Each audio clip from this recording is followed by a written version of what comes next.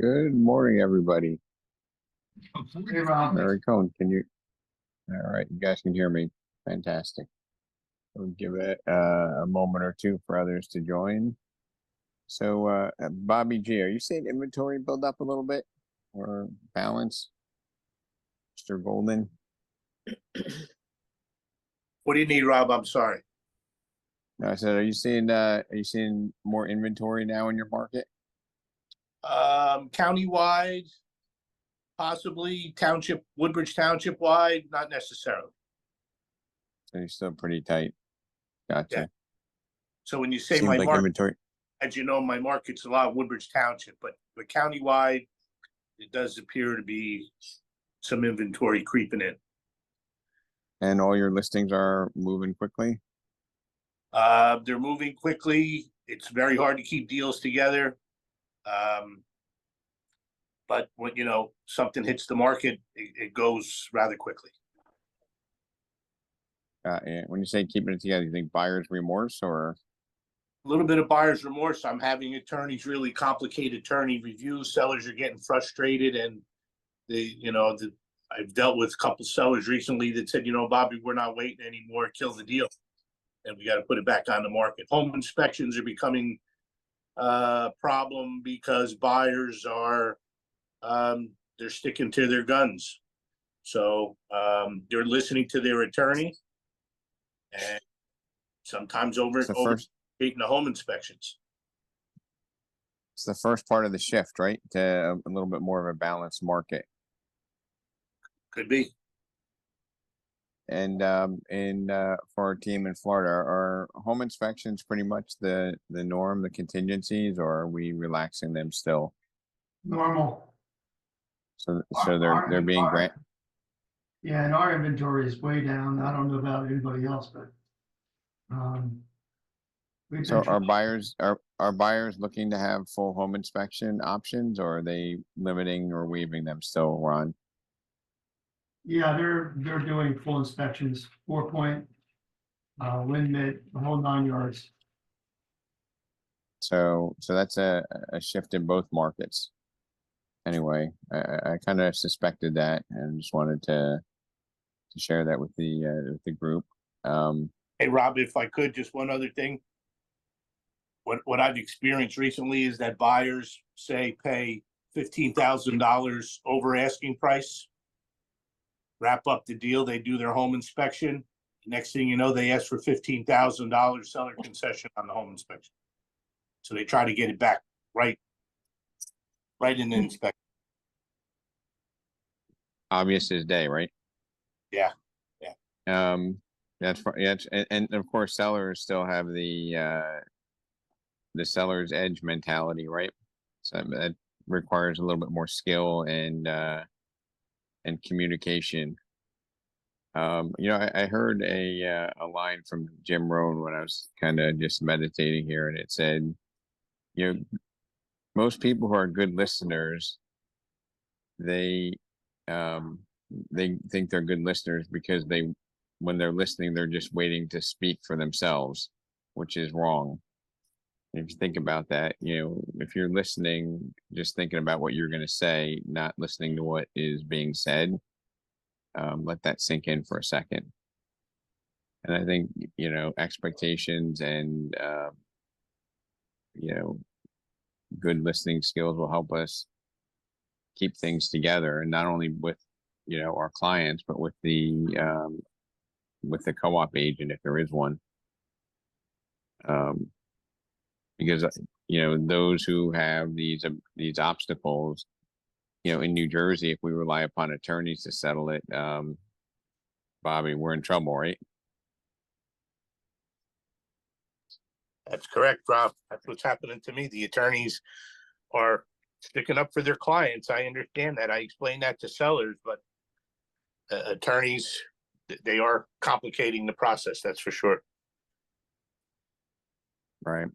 So, anyway, I just wanted to see if that was happening across the board. So we're getting kind of mixed signals. We're getting buyers, asking for full inspections, sellers granting that. And then I call it the buyer's remorse, or you're gonna say the premium take back, right, Bobby, where they're looking to get the premium they paid back through alternate means.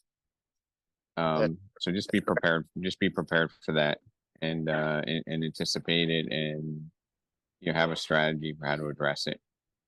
One of the things I wanted to go over today was an efficiency or calendar audit. And it's not just to figure out how you work more, but it's figure out how to, you know, have better balance and more efficiency going into 2025. And, let me see if I can,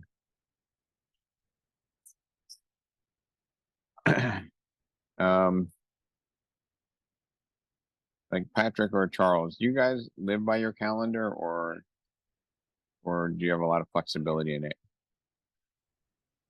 Definitely live by the calendar. If it's not on the calendar, it's not happening. Charles? And I'm more flexible, working towards defining a calendar. So my time is scripted out 50% towards new business and 50% towards servicing existing clients. And so I'm working on starting at 7 a.m. and going through 10 p.m., with time for family, around dinner time, things of that nature.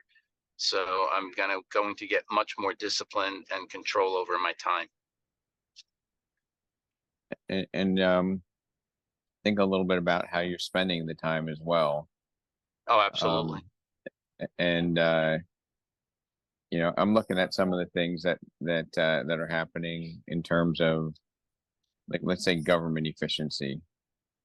A lot of bureaucratic, corporate, and government spending is just allocating extra time for increasing costs to an existing budget. And I think as we turn the year, we got to take a look at, what's really giving us the return, and not just say, I'm going to spend 5% more on this, 5% less on that. Maybe there's some things that we need to completely, I'm going to use the term time arbitrage, by assigning them to somebody else as we grow. I don't know if Charles froze or if I froze.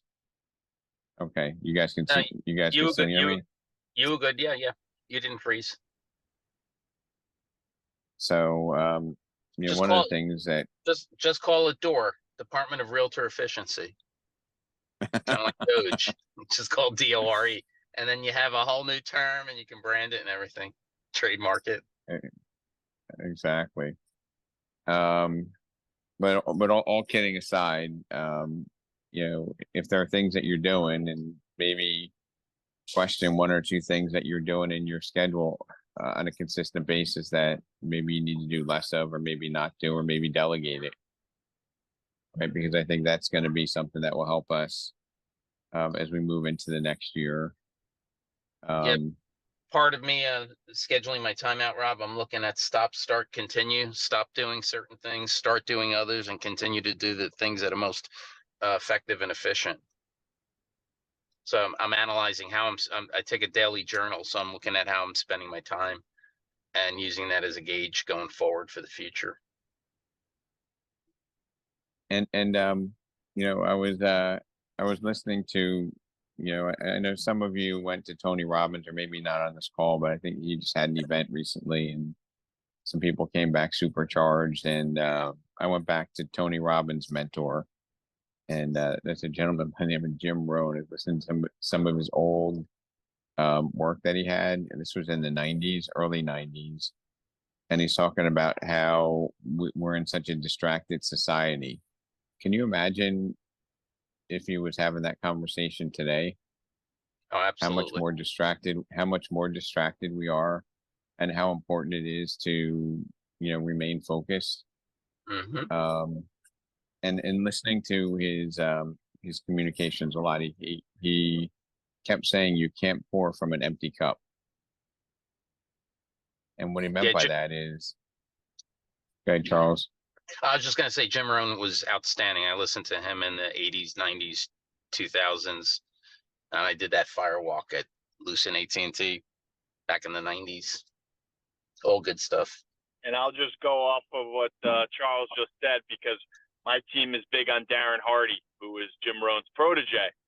Yep. And Darren Hardy is big on your 3 vital functions. So what are the 3 things that generate you the most return?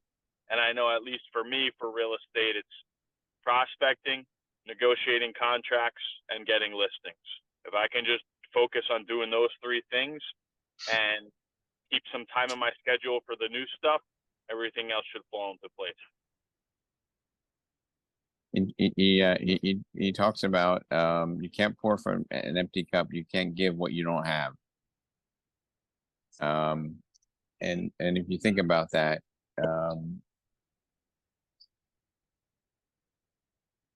really, as team leaders, we need to be able to be examples. We need to make sure our cup is full so that we have something to give. And calendar audit, time arbitrage. And there's some opportunities not just to roll over the activities that we're doing this year and make minor tweaks, but let's figure out, what's. Does anybody have something that you think you might be able to give up for the next year that really won't have a major impact, or you're able to fully delegate to somebody else? Nothing, huh? He says, he also talked, instead of positive mindset, he said, we also need to have a resilient mindset, which I really haven't heard that term for many, many years. Nobody has anything that you can delegate out that you're thinking about? Mine would be transaction coordination. Okay. Nobody else? Well, let's try to think of, let's try to think about some of the things that we can pass off to others so that we can recharge our battery, or do more of the things that we know we need to do. A big one for me, Rob, would be like prepare marketing materials, prepare valuations. That would, I think, save me some time. Yeah, I sent my son to inspections, showings. He's doing an inspection this morning and a showing this morning, so that frees up my time a little bit. And who goes on their own property inspections? I go on mine, Rob. My son goes. Okay. Lynn, you go on yours? Paul Texera, you go on yours or no? Sorry, yes, I do. He was still muted. I go, Okay. Rob. Yes, I do. And Sophia and Kathleen? Why? Yes, I do. I don't go on all of them, but I lately I've even been helping some of my agents because they're busy. So, but that's stuff that I let go, like Lone Wolf, I'm starting to let go. A few things that Sophia is helping me with that I'm getting off my plate now that we're getting the office running. So yeah, I got to get a lot of stuff off my plate. Right, Sophia? Oh. She's on the call.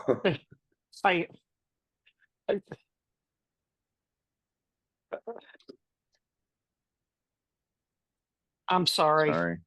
My phone is just blowing up this morning, so every time I try to put it on unmute to talk to, another message is coming in. So yeah, I go to all my home inspections myself.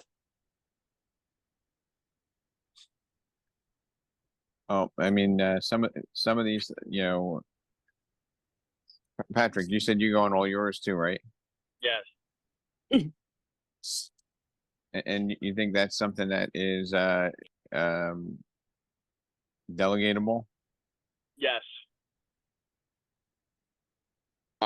For me, And it's yes and no. No, I'm agreeing with Paul. I think we have to be there. yeah. Tell me I'm there more. for every one These, of them. these inspectors are crazy and things are often blown out of proportion. So, Yeah, but they're not gonna tell you anything until they're done anyway. It's just a big waste of time. Sure they do. 35 years of that, you know. mine do. Yeah, I mine understand. does too. Mine Mine. talks to us throughout and tells us things that are what they call hot items that we Mhm. really should be concerned about, which we can then explain to the buyer. Well, every time I ask an inspector, how's it going? He goes, or how's the roof, or how's the electrical? Oh, it's good. You'll have the report in a couple of, even my inspector will say, let me get done and I'll explain it to you when I'm done. So I can wait 2.5 hours for an inspection. That's a waste of time. That's why I send my son to this, so. But I've done it for so many years and I just don't think it's worth my time. But listen, if you want to do it, you do it. And Lynn, you believe that it's critical to show your client that you're there, or is it more critical that you hear and you manage what's going on during the conversation? Both. Both. My clients usually show up to the inspection with us. So sometimes they hear one little thing and they panic. They think that this $1 million house is going to collapse around them.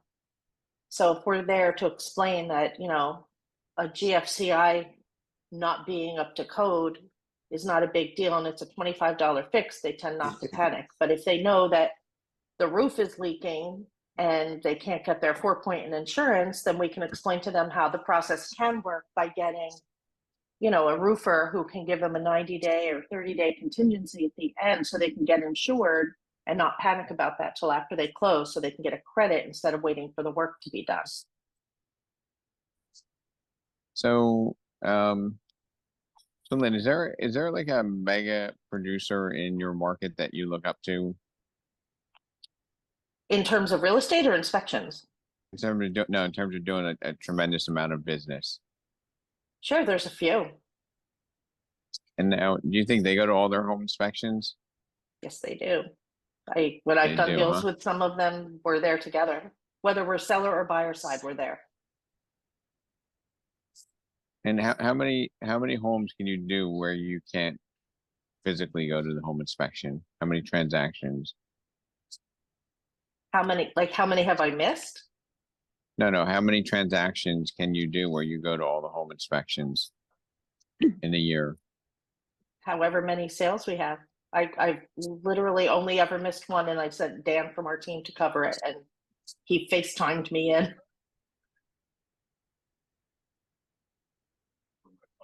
And yeah, I'm guessing that as you build your team, you know, maybe what you want to do, Lynn, is bring some team members there. Some team members can probably use the experience and the And that's money. what we do. Exactly. Yeah, and if it's their and listing, sending they them- go. I don't go on theirs. Upside down. Yeah, Sorry, I- we got a Right, puppy. because that's why I send Ryan so he can learn, you know, You can stay, get you can. experience doing it. I've done it for 40 years, so it's if it's my buyer, if it's our buyer, you know, then I will probably go and show up. But Ryan usually goes to all the inspections. Now for the appraisal, I like to be there because I furnish the appraiser with comps and materials that he can use to help get the house appraised. But for inspections, I don't know, just for me, it was just a big waste of time, 4 hours. can somebody do the legwork for a market analysis for us? Yes. Yes. And Yes. do you have people that are doing that yet, or? Yes. So I would try to figure out what you believe you can effectively transition out to somebody else. And you know, if you get to doing 120 transactions a year, Lynn, you probably won't be able to attend all the home inspections, and life probably could go on. From your And we lips just to need God's to get- ears. We just need to get resourceful in how we grow, right? Sure. And, you know, I'm not here to criticize going on home inspections or not going on them, or going on appraisals or not going on them, or, you know, creating your CMA from scratch, or having somebody else start that for you and then you just refine it. But we have to figure out what we can delegate, or what we can share that responsibility for, so that we can. You froze. Rob, you're frozen. You froze, Rob. Yeah, somebody was trying to call, I declined it, but I said if you don't intentionally if you don't intentionally develop systems to delegate those responsibilities, you will continue to own them and either trade off more hours to do more business, right? Or sacrifice quality, which neither of those are, in my opinion, acceptable to anybody on this call. You're on this call 8:30 in the morning, trying to figure out how do you grow your team, and growing the team is not. There's no ceiling on that. Does anybody feel there's a ceiling on how far you can go? The only ceiling on how far you No. can go is your ability to adjust your business, right? Because we all have the same amount of time. Nobody wants to work. You know, Charles said 7 to 10. Nobody wants to, you know, work all those hours without having time allotted for things that are important to you over time, right? And you know, the gift that you have from having teams is that, you know, you have an obligation to train the people on your team, and what better way to train them than, you know, delegating responsibilities so that they can grow, right? And then they can grow and delegate somebody to do what you taught them to do, right? That's the magic of team building, you know. Otherwise you're just, you know, you're just trading time for time for dollars. You know, like a doctor, you know, a doctor can increase his rates so high, can work so many hours seeing so many patients, but we have the benefit that, you know, we can do much better. You know, we can delegate activities, we can bring people up within our team that build our brand, and it doesn't all need to revolve, you know, all around us. So anyway, that's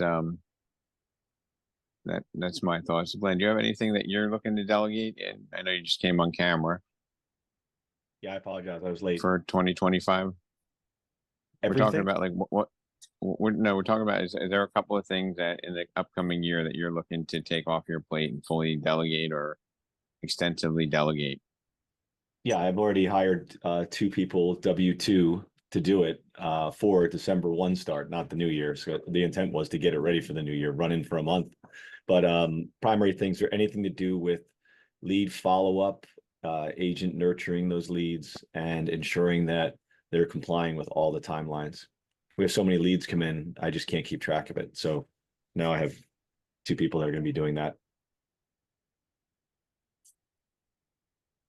And who was doing it before? Your team members, or Yours truly. you were keeping track of it, huh? Horrific. Yeah, not anymore. But I also, and when did I'm sorry, I was just going to say, but also along with that, I put in place all the mechanisms to make sure that we're not losing track of them. And everything is now like meshed. So if I have a smart plan that reminds an agent to make a phone call and the smart plan expires, it moves them to the next smart plan and then to the next one. And so they're all intertwined now. And what do you do with the time that you were spending doing that then moving forward? I'm going to light up 2 more states next year. And are you going to grow Massachusetts further? My goal for next year is 3 more agents there, and to have an actual team location. So you want to break out of the environment you're in now? We're gonna have space in the same building, but dedicated to us. Here's the lineup of our activities, events, and services happening to you this morning. Also, hope you remember to say you thought morning over food last night. Current time of the moment is 9:55 in the morning. There we go. Sorry. Sure. So, And we'll Glenn, have more Glenn, why don't you, procedures. you finish up on your plan while it's overhead announcements going on? Oh, it's an overhead announcement. Okay. Yeah. No, I was just saying that I'm gonna open up 2 more states for the team locations and then grow the Massachusetts one. And what other states are you going to? Florida and Indianapolis is gonna be the, well, Indiana, but Indianapolis. What about that? Junior, you stop with the jump start down. Guy won't shut up. You can't catch a break. You can't catch a break. Yeah, and they're not chosen by chance. I have a really strong C-level presence of friends in Indianapolis that worked with me for many years at the consulting places I did. So 2 of them have a huge sphere and they're looking to get out of corporate life and they're very experienced folks. So that one's a layup for me. And Florida, I know what I'm doing. I just don't know how I'm doing it yet, but I'm going to get to it. But in January, I'm going to go down for 3 weeks and just go on a recruitment blitz and see if I can recruit 5 agents in that 3 weeks. What part of Florida? My goal is to do West and East Coast. So likely something's going to be placed out of the Parkland office for sure. And then on the West Coast, I'm not 100% sure yet. Fantastic. Let's see. And I've God, got the 5, guy finally, 5 new agents that have been recruited. And one's joined already, 4 more kind of working through the process now, but they're going to be done. They're going to be coming on board. But I'm in that race to 30 because 15 to 30 isn't a great place to be expense wise. and have you automated a lot of the onboarding or is it still a lot on yours truly? Terrific question. So in the last 2 weeks, I have been so buried in training the new agents, but every single training and setup aspect that I do, I've recorded video of it. So I'm putting it all into my talent LMS and building out block by block, course by course in video. They're onboarding because when those 4 come on, I can't do it. There's just no way. And last question I have is for the entire group.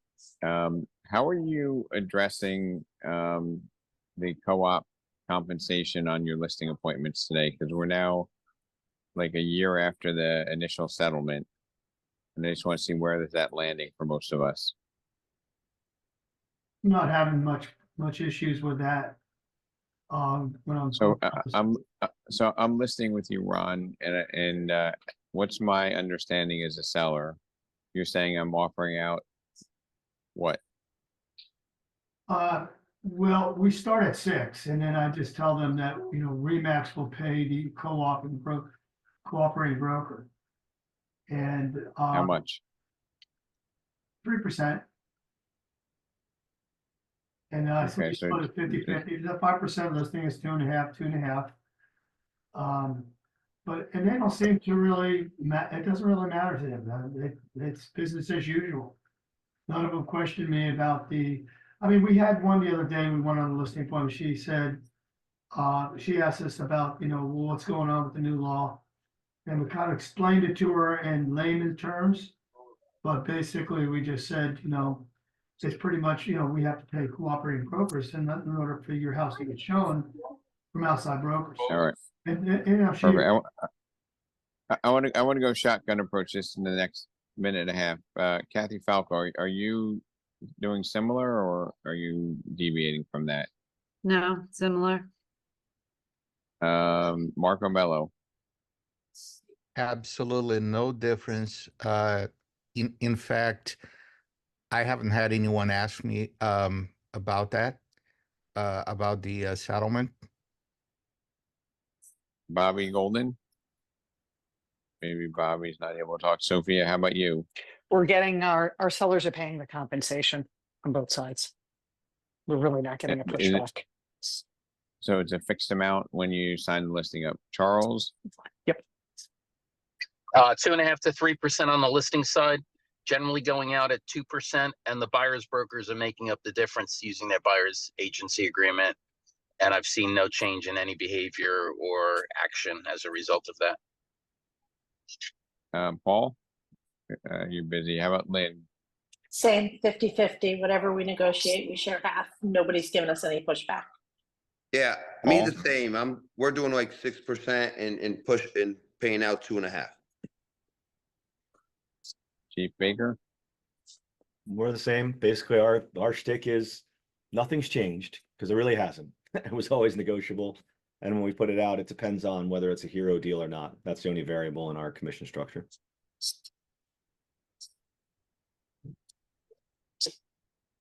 Gotcha. So nobody is doing a variable payout on it? Cause I know when I was working with some of the agents, I'm calling around, hey, you know, Lynn, are you providing compensation? Oh, send me an offer, we'll let you know. That's gone away for the most part? Yeah, I haven't experienced that. Yeah, I haven't heard anything like that, Rob. No. Yeah, me neither. What I've been really doing is sending an offer already with my commission if I'm on the buyer side, just what I want. I don't even call to find out what they're paying out. Yeah, I'm doing the same thing. And if they come back and correct me, then we'll deal with it. Yeah. They just avoid, some of these agents, you call them and you say, oh, what are you paying now? And they look at you like, oh, well, just submit your offer. Oh, yeah. All right. And All I right, think well, I think we should continue and get paid what we need to get paid. And Rob, I actually have a question that on this topic that's baffling to me. So I'm understanding that, who is it, Weichert and Coldwell Banker, basically they're just saying submit your offer. Is that their perspective on this? I've experienced that several times in working with agents, trying to lend a hand. Are we seeing that across the board? I thought it was a company stance for them, but I don't really have anything official, and you know me, I don't get into the silly details. I just make my offers and win my deals, right? But I'm just curious to advise my team. I don't really understand how some brokers are saying that they're not participating, some are saying they aren't, that it's direct. I'm not really sure I understand that. Oh, I mean, because like the interesting part is because we're not publishing it, right? Nothing's finalized until kind of that contract gets accepted, and your client has to make sure that you get paid so that their buyer agency agreement is fulfilled, right? Yep. So we can talk about this more. Is this a topic worth packing to the end of next week as well? I almost don't want to waste time on it, to be honest, because it's not impacting me. It's just a question that comes Yeah. up. I was curious, but I wouldn't waste a call on it. Let's put it Yeah, that way. it's pretty much covered throughout the industry. Now, the agents I talk to, don't have any issues with it. The only thing is just some agents out there, they're not experienced and they'll put their commission on the sales contract. We had that the other day. So I called them and I said, you have to put it on a compensation form, broker, seller's broker to buyer's broker. Compensation form. Other than that, it's pretty simple. Fantastic. All right, everybody, have a happy Thanksgiving. No mastermind on Friday, Black Friday. Enjoy the day off, and I'll see you all next Monday. Thank you. Happy Thanksgiving. Happy Bye-bye. Thanksgiving, guys. Happy everybody. Thanksgiving. Yep, Bye-bye. Bye-bye.